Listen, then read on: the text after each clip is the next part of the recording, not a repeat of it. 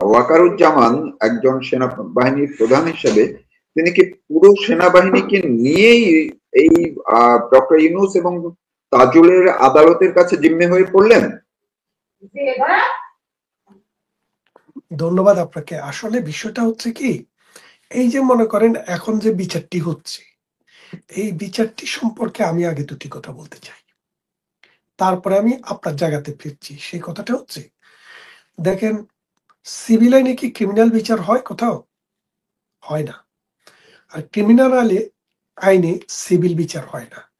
প্রত্যেকটা আইনে এই আইন দ্বারা কিসের বিচার হবে, কোন বিচার হবে, সেটার কিন্তু একটা ডিজাইন আছে, সেটার একটা নকশা আছে, সেটা একটা রুলস আছে, এবং সেটার একটা প্রসিডিউর আছে। বর্তমানে বাংলাদেশে যে বিচারটি হচ্ছে আন্তর্জাতিক অপরাধ আদালতে, সেই বিচারটি অবৈধ, বেআইনি, কর্তৃত্ব বহির্ভূত। অর্থাৎ জবরদখল করে, কারো বাড়ি দখল করে তাদেরকে বেঁধে রেখে তার সম্পদ, ধন সম্পদ নিয়ে যেভাবে ডাকাতরা যায়, বর্তমানে সেই অবস্থায় বিরাজমান আছে। কেন এই কথা বলছি শোনেন। আমাদের যে এই আইসিটি অ্যাক্ট, অর্থাৎ আন্তর্জাতিক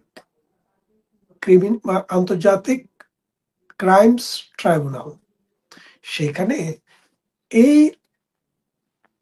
মানে আদালতটির যে অ্যাক্ট, এই অ্যাক্টটি কেন করা হয়েছে সেদিকে আপনি দেখেন। 1971 সালের 26শে মার্চ থেকে 16ই ডিসেম্বর পর্যন্ত আমাদের দেশে যে সরকারটি ছিল, সেই সরকারটি ছিল একটি প্রবাসী সরকার। তো সরকার কিভাবে প্রবাসে থাকে? সরকার চালায় হলো দেশ। দেশে যখন সরকার থাকে না, তখন এটা সরকার হয়? প্রবাসী সরকার হয়েছে। এর কারণ কি? এর কারণ হচ্ছে, আমাদের জাতি তখন একটা যুদ্ধে লিপ্ত, আমাদের ল্যান্ডটি তখন অকুপাইড বাই পাকিস্তান। সেই রকম অবস্থায় আমাদের যেহেতু অ্যাক্টিভ কোনো সরকার ছিল না, দেশে যেরকম হত্যাকাণ্ড, গণহত্যা, নরহত্যা, ধর্ষণ, খুন, ধর্মান্তকরণ, দেশান্তরিতকরণ, বাড়ি জ্বালানো, ঘর জ্বালানো, এইরকম অসংখ্য হত্যাকাণ্ড, নির্যাতন, অত্যাচার হয়েছে। তো বাংলাদেশ যখন 16ই ডিসেম্বর স্বাধীন হয়, তখন কিন্তু আমাদের রাষ্ট্র নিজস্ব কাঠামোতে ফিরে আসে, আমাদের সরকার দেশে ফিরে আসে, এসে দায়িত্ব গ্রহণ করে। তখন আমরা 71 সালের পরে, আমরা 72 সালে, পুরো 72 সাল জুড়ে আমরা কনস্টিটিউশনাল অ্যাসেম্বলির মাধ্যমে এটি কনস্টিটিউশন ফ্রেম করেছি, যেটা 4th of November 1972-তে পার্লামেন্টে গৃহীত হয়। এরপরে 73 সালে, যে বছর গৃহীত হলো, তার পরের বছরই আমরা ওই 1971 সালের 26শে মার্চ থেকে 16ই ডিসেম্বর পর্যন্ত সময়ে বিচার করার জন্য একটি ট্রাইব্যুনাল আমরা প্রতিস্থাপন করি। মনে রাখেন, সেখানে কিন্তু ওই বিচারটি কোন সময়ের জন্য? 1971 সালের 26শে মার্চ থেকে 16ই ডিসেম্বর সময়ের ভিতরেই যে গণহত্যা, যে যুদ্ধ অপরাধ, মানবতা বিরোধী অপরাধ অথবা অ্যাগ্রেশন, যে 4টি অপরাধকে আন্তর্জাতিক আইসিসি অর্থাৎ আন্তর্জাতিক ক্রিমিনাল কোর্ট এবং জাতিসংঘ স্বীকৃতি দেয়, সেই 4টি অপরাধের বিচার করার জন্য ওই সময়ের জন্য আমরা এই আইনটি প্রণয়ন করি। পরবর্তীতে নানান চড়াই উতরাই অতিক্রম করে 2011 সাল থেকে 12 সাল থেকে 2020 সাল 25 সাল পর্যন্ত যুদ্ধাপরাধীদের বিচার নানা পর্যায়ে নানা জনের হয়েছে। অনেকের এক্সিকিউট হয়েছে, যাদের এক্সিকিউট হয় নাই তাদেরকে খালাস দিয়ে নিয়ে গেছে তারা। এখন যে বিচারটি হচ্ছে, এই বিচারটি হচ্ছে 2024 সালের জুন মাসের 5 তারিখ থেকে আগস্ট মাসের 5 তারিখে 30 দিন সময়ের জন্য। খেয়াল করে দেখেন, জুলাই মাসের।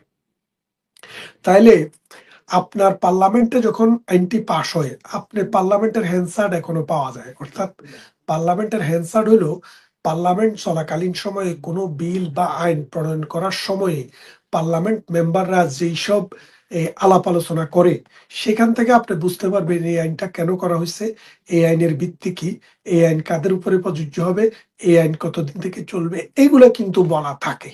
কথা বুঝছেন?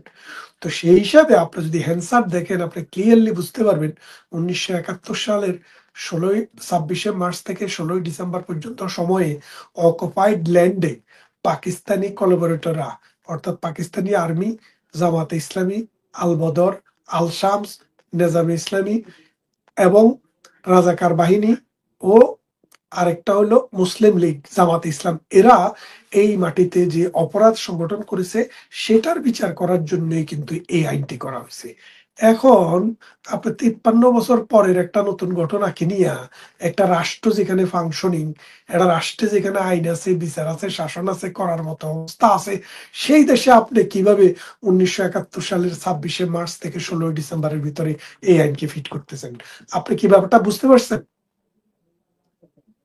এইটা আমি আমার দর্শকের জন্য এই কথাটা ক্লিয়ার করলাম এই কারণে যে এই আইনটি মূলত এই বিচার করার জন্য ফিট না, এবং এই আইনটি এই বিচারটি করার জন্য করা হয়নি। যদিও গত আওয়ামী লীগ সরকারের আমলে একটি সংশোধনের মাধ্যমে বলা হয়েছে যদি এইরকম যুদ্ধ অবস্থা ভবিষ্যতে কখনো হয় সেই ক্ষেত্রে এই আইনটি ব্যবহার করা যাবে। তার মানে যুদ্ধ যদি চলে বাংলাদেশে, পাকিস্তান, ইন্ডিয়া, আমেরিকা এরকম কোন শক্তি যদি বাংলাদেশকে দখল করে নেয়, নেওয়ার পরে যদি সেই যুদ্ধের পরেও যদি এরকম যুদ্ধাপরাধ সংগঠিত হয় তাহলে এই বিচারটি করা যাবে। কিন্তু সাধারণত এইরকম কোনো এই অডাসিটির বিরুদ্ধে সরকারের অবস্থানের বিচার করার জন্য এই আইনটি করা হয়নি। তাই এটি আমি ক্লিয়ারলি বলতে চাই, এই আইনের পারপাস, এই আইনের স্কোপ, এটা বর্তমানে যেটা হচ্ছে এটার মধ্যে পড়ে না। দেয়ারপর এটা একটা অন্যায়, অবিচার, দেশ, জাতি, মানুষ, সভ্যতা সকলের জন্য এটা একটা বিষয় যে মনে রাখার জন্য ভবিষ্যতে এই জিনিসটার বিচারও বাংলার জমিনে হবে। এই জি হলো একটা পার্ট। জি, আমি যদি আপনাকে একটু আজকের যে ঘটনাটি, অর্থাৎ আমরা তো এতদিন গত 5ই আগস্টের পর থেকে দেখলাম বাংলাদেশের সাবেক অনেক প্রবীণ রাজনীতিবিদ, মন্ত্রী, এমপি তাদেরকে যেভাবে পেরেছে ধরে কারাগারে পাঠিয়ে দিয়েছে। তাদের হুম, দুরবস্থা, তাদের উপরে মব, এগুলো তো আমরা দেখছি পুরনো হয়ে গেছে। হ্যাঁ, এখন শেষ আজকে যে কাণ্ডটি হলো, হুম, অর্থাৎ আজকের দিনটি আমরা পার করলাম বাংলাদেশের সময়ে, সেনাবাহিনীর যে 15 জন অফিসারকে তাদেরকে যেভাবে আদালতে এবং ক্যান্টনমেন্টের বাইরে আদালতে, এই যে তাজুল ইসলামের যে আদালত বা ট্রাইব্যুনালে হাজির করা হলো। প্রশ্নটি হলো যে আমরা সবাই জানি, সাধারণ মানুষও তো জানে যে আর্মির কর্মকর্তাদের জন্য, আর্মির সোলজারদের জন্য, সবার জন্য নিজস্ব একটি আইন কাঠামো আছে, সে এবং যেটিকে কোর্ট মার্শাল হিসেবে সবাই জানে। তো তা থাকা সত্ত্বেও সেনাপ্রধান কেন বাইরে আরেকটি আদালতের কাছে তাদের সদস্যদের, তাদের বাহিনীর সদস্যদেরকে আজকে আত্মসমর্পণ করালেন? এটির কারণটা কি? এর কারণটা হচ্ছে বাংলাদেশ সেনাবাহিনীর সর্বশেষ প্রধান হচ্ছে আমাদের এখনকার যে সেনাবাহিনী প্রধান আছে তিনি, অর্থাৎ ওয়াকারুজ্জামান। তো ওয়াকারুজ্জামান আমরা শুনেছি ছাত্র জীবন থেকেই জামাতে ইসলামের রাজনীতির সাথে জড়িত ছিলেন, যার কারণে ওয়াকারুজ্জামান জামাতের আইডিওলজিকে বাস্তবায়ন করার জন্য একটা ক্ষেত্র তৈরি করে দিচ্ছে। এই ক্ষেত্রটা কি আমি বলি যে বাংলাদেশে যদি একটা আর্মি থাকে, আপনি জানেন তুরস্কের আর্মি যতদিন ক্ষমতায় ছিল ততদিন কিন্তু মৌলবাদীরা ক্ষমতায় আসতে পারে নাই। যখন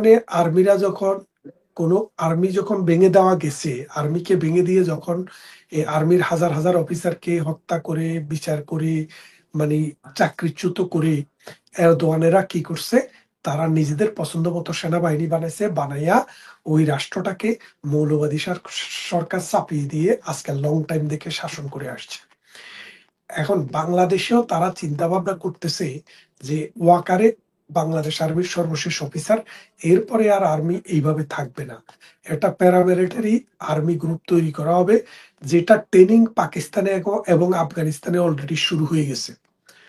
দুইটা দল, মঙ্গলুলদের নেতৃত্বে আফগানিস্তানে আর জামাতের নেতৃত্বে পাকিস্তানে, ওরা রেডি হয়ে গেলে এখানে এই আমাদের এখন যে আর্মি আছে এদেরকে বিচার করে, হামলা করে, হত্যা করে, এটাকে ডিমোরালাইজ করে এটাকে শেষ করে দেওয়া হবে, করে এটা নতুন আর্মি যেটা হবে প্যারামিলিটারি, মানে মিলিটেন্ট আর কি, ইসলামী মিলিটেন্টদেরকে দিয়ে একটা আর্মি হবে। সেই আর্মিটাই জামাতে ইসলামের ধর্মভিত্তিক সাম্প্রদায়িক রাজনৈতিক শক্তির ভবিষ্যতে তাদেরকে যেন মেনটেন করতে পারে, ম্যানেজ করতে পারে, অর্থাৎ তাদেরকে গার্ড দেওয়ার জন্য একটা সরকার মানে আর্মি বেস তৈরি করা হবে। সেই জন্য ইউনূসের এই বাহিনী বুঝতেই পারেনি যে এই এরকম একটা ঘটনা ঘটতে যাচ্ছে, কিন্তু জামাত ইসলামী তলে তলে এই কাজটা।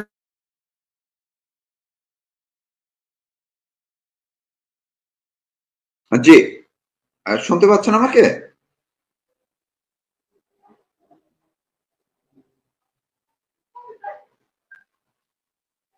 জি, মঞ্জু ভাই, আপনি কি আমাকে শুনতে পাচ্ছেন?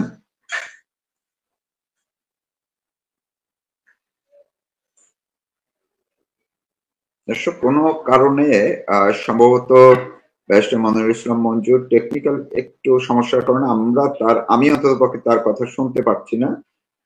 তিনি হ্যাং অবস্থায় দেখা যাচ্ছে, হয়তো ঠিক হয়ে যাবে, একটু যদি অপেক্ষা করেন। যে তিনি যে কথাগুলো আসলে বলছিলেন, যে ওয়াকারুজ্জামান কে তিনি বলেছেন যে জামাতের অনুসারী, তিনি জামাতে ছিলেন, এই বিষয়গুলো এটি নিয়ে অনেক আলোচনা চলছে, যদিও এটির নিশ্চিত কোনো এখন পর্যন্ত তথ্য সেরকম ভাবে পাওয়া যায়নি। কিন্তু তার আচার আচরণে, তার ভূমিকায় সেটি কিন্তু খুবই জোরালোভাবে সন্দেহ করাই যায়। বিশেষ করে আজকে যে সেনা কর্মকর্তাদেরকে আদালতে হাজির করা হলো, এটি অনেকের প্রত্যাশার বাইরে। যে এটি কোনো অবস্থাতেই তিনি যদি এই সরকারের যারা অনুসারী আছে, ডক্টর ইউনূসের যারা অনুসারী আছে, তাদের কাছেও বিষয়টা আশ্চর্যজনক মনে হয়েছে। কারণ মিলিটারির যেমন নিজস্ব যে আইনটি আছে, লটি আছে, সেটাকে উপেক্ষা করা হয়েছে, অবমাননা করা হয়েছে। এটি সেনাবাহিনীর ভিতরেও নানা প্রতিক্রিয়া তৈরি করেছে। জি মঞ্জু ভাই, আপনি একটু টেকনিক্যাল সমস্যায় পড়েছিলেন সম্ভবত। তো আপনি যে এই ওয়াকারুজ্জামান আজকে যেভাবে তার কর্মকর্তাদেরকে হাজির করালেন, সবাই এখন বলাবলি করছেন, আজকে সামাজিক যোগাযোগ মাধ্যমে ব্যাপকভাবে তার সমালোচনা হচ্ছে। এমনকি এই সরকারের যারা অনুসারী, যারা 5ই আগস্ট, জুলাই আগস্টের আন্দোলনে যারা যুক্ত ছিলেন, তারাও অনেকে বলেছেন যে সেনাবাহিনীর একেবারে নিজস্ব আইনকে অবজ্ঞা করে, বৃদ্ধাঙ্গুলি দেখিয়ে এবং সেনাবাহিনীকে অপদস্থ করে তারা এই 15 জনকে ক্যান্টনমেন্টের বাইরে আদালতে পাঠিয়েছে। তো এটা ওয়াকারুজ্জামান জিম্মি হয়ে পড়েছেন বলেই আজকে বিভিন্ন জায়গায় বলা হচ্ছে। তো জিম্মি হওয়ার কারণ কি? আপনি একটা বলেছেন যে উনি আসলে জামাতের অনুসারী, জামাতের মতাদর্শে বিশ্বাসী, ফলে তিনি সেইভাবে চান। কিন্তু অনেকে তো বলছেন যে আসলে তিনি কোনো না কোনো কারণে জিম্মি হয়ে পড়ছেন, তার এমন কোনো পিছুটান আছে, সেই পিছুটানের কারণেই তিনি এখন এই আদালতে, তাজুলের আদালতে জিম্মি আছেন। না, ওয়াকারকে তো টুডে টুমরো গ্রেপ্তার করা হবে, কথা বুঝছেন? ওয়াকার নিজেও গ্রেপ্তার হবে। কারণ হচ্ছে কি, সুপারিয়রের অর্ডার যদি হয়, সুপারিয়র তো ওয়াকার। কারণ হচ্ছে আর্মিরা তো প্রধানমন্ত্রীর নেতৃত্বে চলে না, আর্মির কমান্ডিং অফিসার তো শেখ হাসিনা না।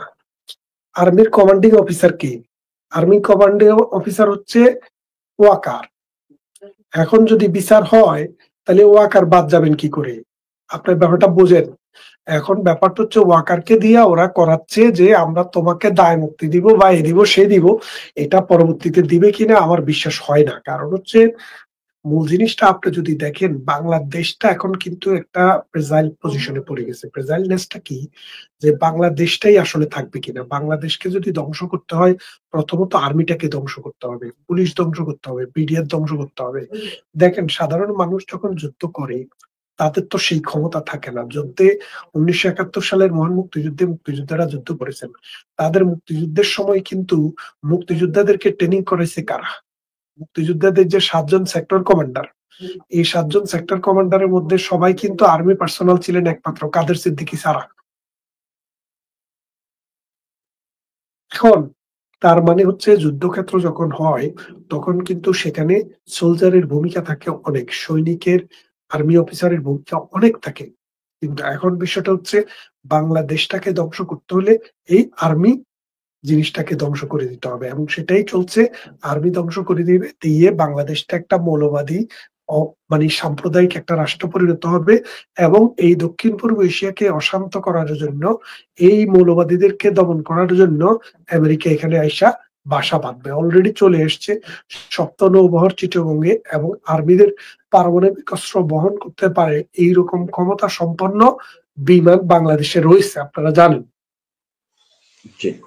কিন্তু সাধারণ এই যে সেনাবাহিনীর সাধারণ যারা সদস্য, তারা অনেকেই এই বিষয়টি সহজভাবে নেয়নি, তারা আহত হয়েছেন, অনেকে ক্ষুব্ধ হয়েছেন, কিন্তু তারপরও তারাও কি ওয়াকারের এই ধরনের কর্মকাণ্ড কি মেনে নিচ্ছেন? তারা কোনো প্রতিক্রিয়া কি আপনি দেখতে পাচ্ছেন, বা এটার সমাধান কি? আমরা আপনার এই মানে একটা জিনিস হচ্ছে, যদি কোনো কারেজাস সেনা অফিসার যদি থাকে, তারা রিভোল্ট করা ছাড়া তাদের কোনো উপায় নেই।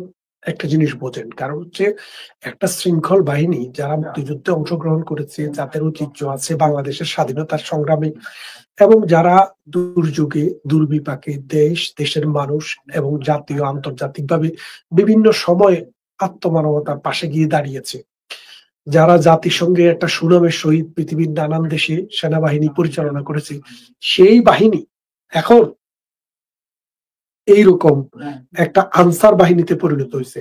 তাদের বিরুদ্ধে গালিগালাজ করে, তাদের বিরুদ্ধে কথা বলে, তাদেরকে জেলখানায় নিয়ে ডগে দাঁড় করায় রাখে। সেই রকম একটা অবস্থা থেকে মুক্তি পাওয়ার উপায়টা কি? মুক্তি পাওয়ার উপায় আছে বলে আমি মনে করি না। আমার মনে হচ্ছে এই আর্মি বাহিনীটাকেই শেষ করে দেবে। এই আর্মি বাহিনীটাকে শেষ করে দিয়ে, কারণ তারা একটা ভয় করছে যে ওয়াকারুজ্জামান যদি 111-এর মতো কিছু করে, যদি 111-এর মতো কিছু করে তাহলে কি হবে, আপনি কি করবেন?